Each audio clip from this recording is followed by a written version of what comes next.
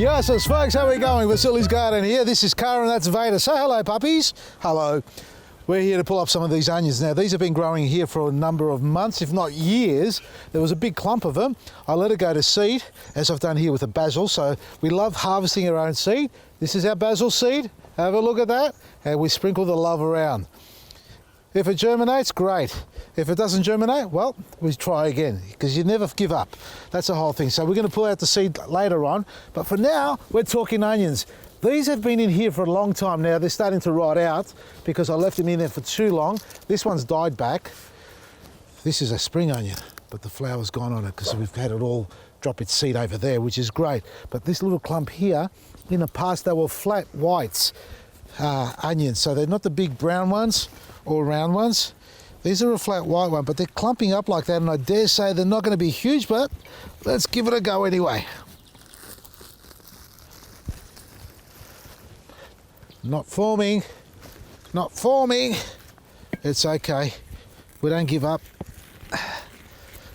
Oh, this is a big root ball. What have we got here?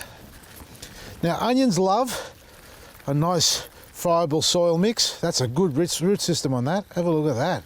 That is huge. That is huge. Now, separating those. Now, these are more like a spring onion, folks. They're huge. Nevertheless, we had some white ones growing in here. We did harvest them, and they were delicious, simply delicious. But look how strong these roots are. That's all the beautiful organic matter that we've got in here that's turned into humus, and it's kicking on the microbes in the soil to start feeding them. Now, onions and spring onions, they love a pretty much similar soil. A nice organic mix. I won't say sandy loam, but the onions themselves, they formed a large globe on them at the bottom. They need a nice loose soil, lots of richness so you can get strong roots out of them. You don't want them too big, the roots, because they can get a little bit fibrous, but you still want strong active roots like that. And then they can grow big and healthy. Now, they do need a lot of water. So before we go any further with that, let's go check out some little seedlings that I've got ready for planting. Again, look at the size of these. They're big spring onions if they're spring onions. All right, let's pull this up. Big ones. These are had their time in the ground, time to come out. Well, we all know spring onions are really easy to grow. And that's what these are. Well, you know, it's hard to tell, folks. You know, the truth of it all is that I did have white globe there, flat white globes growing there, and the seed of them fell down, and this is what's germinated out of them, and it's been a couple of years of them growing. So I won't say these are the typical spring onions, but if they're a hybrid, the original seed, well, they reverted back to one of the mother plants, and it's almost like a spring onion leek-like shape.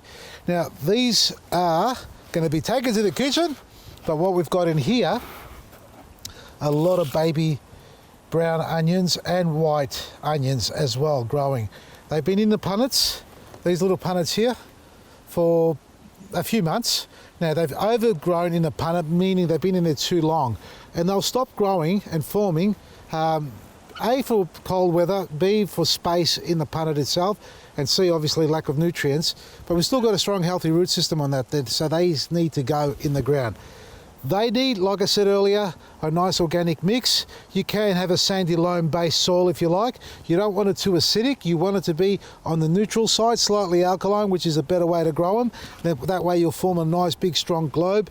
And to get them big and juicy, you need lots of magnesium, calcium, silicate as well in the soil. And to activate the microbes, you need a biostimulant, which is our EcoButch. We're going to apply that later on. So I've already separated these from the punnets, and you can see there's lots of different sizes and shapes of the onions or seedlings. Some of them still got some soil on there. This is how they came initially. Just pulled them apart carefully. You don't have to dust the soil off completely. It's important to leave some of the soil on. If it falls off on its own accord, well, that's okay, because they're not going to dry out too quickly here because it's nice and cold. Now we're going to pop these in the ground. Now, again, planting them in the row, you can if you like. What I'm going to do here is plant them amongst my brassicas, and I've got some broccolis, cauliflowers and cabbage planted in here, which are kicking on pretty well. But I do remember planting more garlic somewhere. Come with me here. Everything's moving along slowly. Have a look at this bed here. Now, I've got an array of carrots growing in here, or clumps of carrots there, and I haven't thinned them out yet. They'll need to be thinned out because there's at least 6 or 7 per clump there. Look, they will grow, but they'll start to deform. A trick about carrots also, while we're on the topic, is make sure they get their regular watering, because if they're let to dry out for too long a period, even though it's winter, they can start to split. So you get irregular watering cycles will cause them to split open, which is not a good thing for them. Good friable soil is what they have here. Now I'm thinking of planting a row of onions along next to these wonderful plants, but something tells me no, we've already planted here. Look at this, garlic. There's garlic here already. Got another one there. They're popping up everywhere. Look at that in there. So I've got a row of garlic here, and if I remember, there's another row there next to the carrots there.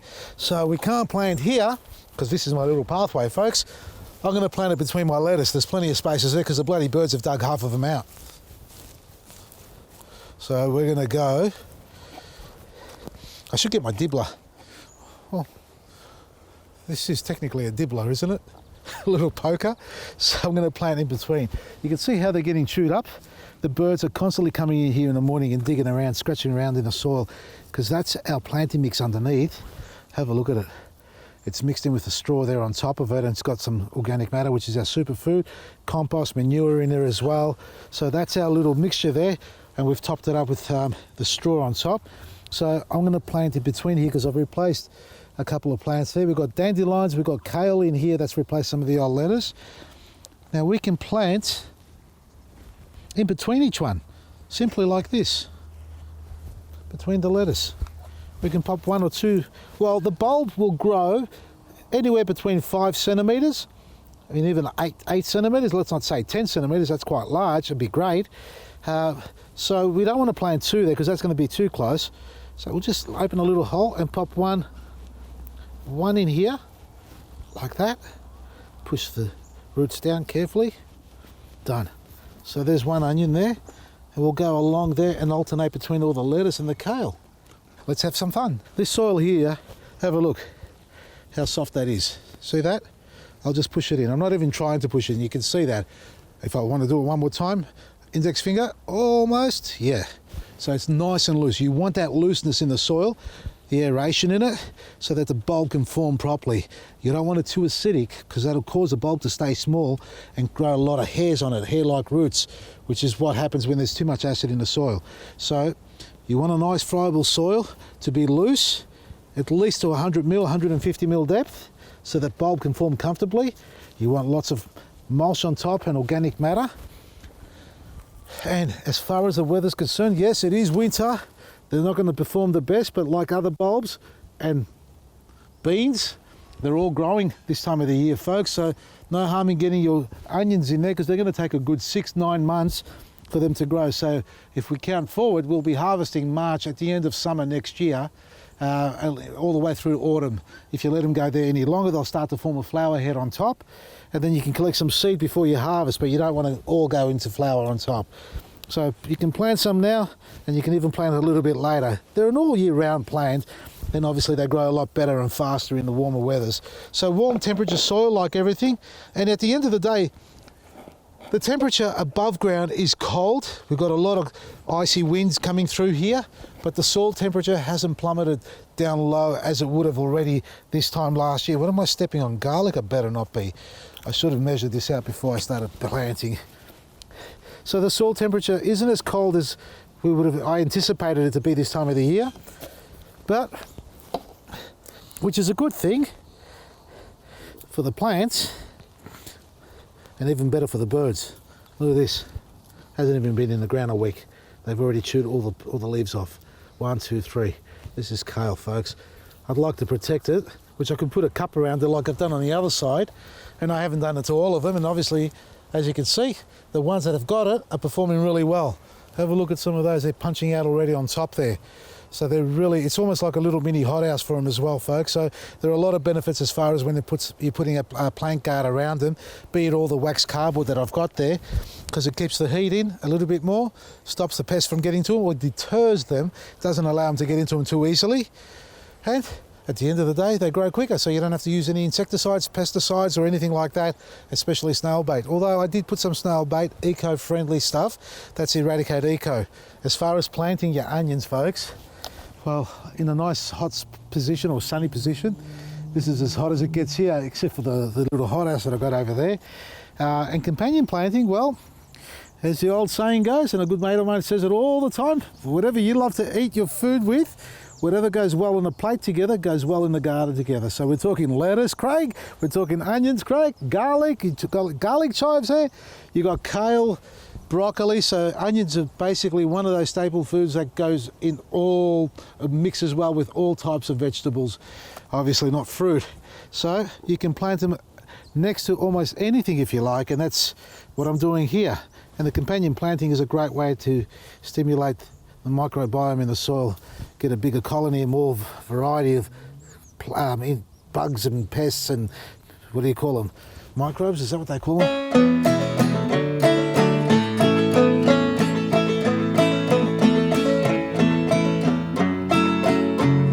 Oh, there we are, folks. It's a bit hard on the back. I reckon I've planted, I'm just going to take a guess here, I should have counted 1, 2, 3, 15, 20, 25, 30, 35, 40, 50, 60 onions in this strip here amongst the lettuce that I have growing in there. Now, if you're planting onions in your garden, folks, you can space them around 10 centimetres to 15 centimetres apart. And if your soil's a little bit on the dry side when you first plant them, make sure to hydrate them really well and keep the moisture constant on them. Don't let it dry out for too long a period because it just won't help them form properly. So like all vegetables and plant life, you know, there's no life without any water, and keep it constant but not too wet all the time.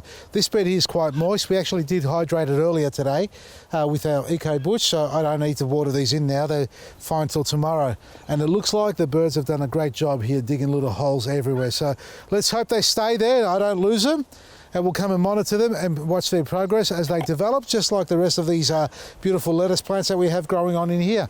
Check out our website, vasilisgarden.com. Our fruit tree workshops are still going. We've got only Craig's classes left. So if you want to come down and learn all things about fruit trees, make sure to get online and book your spot.